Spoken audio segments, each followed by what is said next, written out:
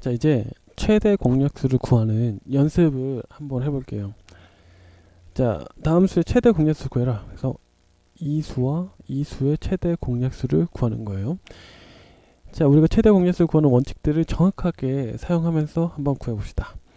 자, 이 수가 어떤 수인지 사실 구할 필요는 없어. 그리고 이 수를 전부 다 곱해서 그 수가 어떤 수인지 구할 필요는 없어요. 그러지 않고 구하자고 하는 거예요.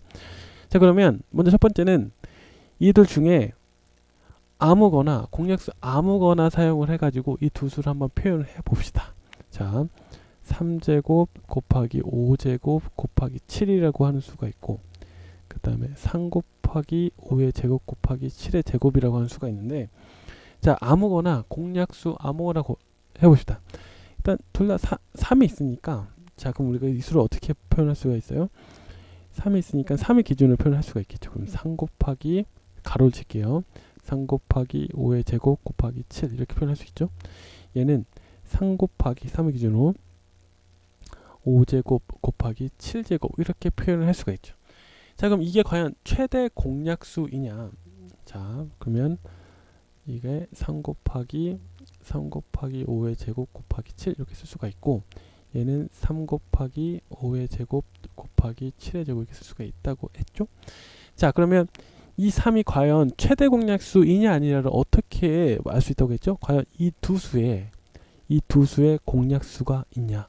공약수가 있냐? 근데 공약수가 있죠? 뭐가 있죠?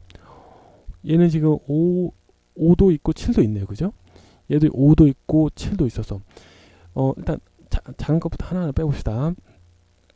5부터 한번 빼보면 5가 두 개 있네요. 그죠? 5제곱을 공약수로 가지고 있어. 얘는. 그래서 이 수들을 5제곱으로 표현을 해줘 보는 거예요. 그러면 얘는 뭐냐면 3 곱하기, 자, 이 수를 5제곱으로 표현하는 거예요. 그러면 5제곱 곱하기 3 곱하기 7 이렇게 쓸 수 있겠죠. 그죠?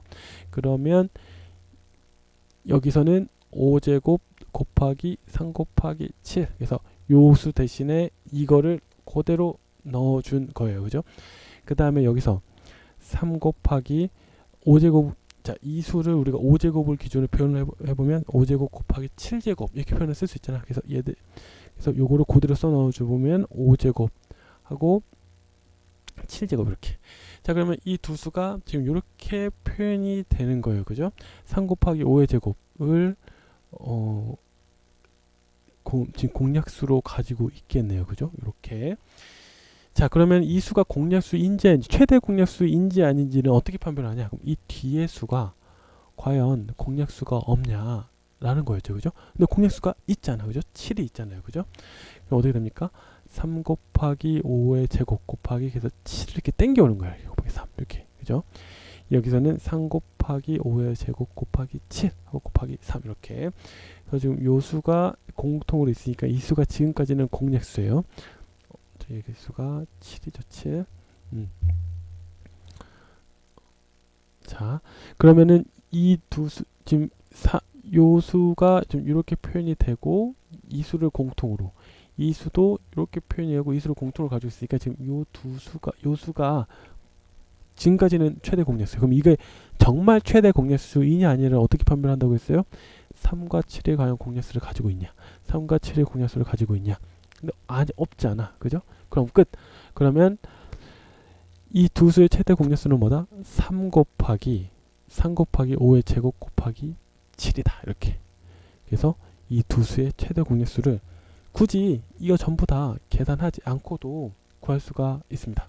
그리고 연습을 한 번 더 해볼게요. 자, 좀 더 간단한 문제를 한번 볼게요. 자, 3 곱하기 5가 있고, 자, 2 곱하기 3 곱하기 5의 제곱이라는 수가 있다. 자, 그러면 첫 번째는 뭐냐면 두 수 중에 아무거나, 두 수에서 아무거나 어떤 수든지 공약수 하나만 가지고 오자. 자, 3이 눈에 띄니까 3을 한번 가져와 볼게요. 자, 그럼 3 곱하기 5를 어떻게 표현할 수 있냐면 3의 기준으로 그냥 3 곱하기 5 이렇게 표현하면 되겠네. 그죠? 3이 앞에 1대 있으니까. 자, 얘는 3의 기준으로 표현해보면 3 곱하기 2 곱하기 5의 제곱 이렇게 표현할 수가 있겠네요. 그죠? 3의 기준으로 표현했으니까. 자, 그러면 과연 이 수가 최대 공약수이냐 아니냐 어떻게 합니까? 이 뒤의 수들이 과연 공약수를 가지냐, 공약수를 가지냐. 어떻습니까? 공약수를 5를 가지고 있네요. 그죠? 그러면은 얘는 3 곱하기 5 그대로 쓸 수 있고, 곱하기 이제 1이 있는 거죠. 얘는 3 곱하기 5만 가지고 오니까 5 하고 나머지 그대로 써줍니다. 2 곱하기 5 이렇게. 자, 그러면 이 두 수가 과연 최대 공약수이냐 아니냐를 어떻게 한다? 이 뒤에 수가 과연 공약수를 가지냐 아니냐로 보는 거죠. 근데 두 수는 공약수가 없잖아. 그러니까 1밖에 가지고 있지 않잖아요. 다른 수가 없잖아. 그러니까 3 곱하기 5, 이 3 곱하기 5가 이 두 수의 결국은 최대 공약수다라고 알 수가 있습니다.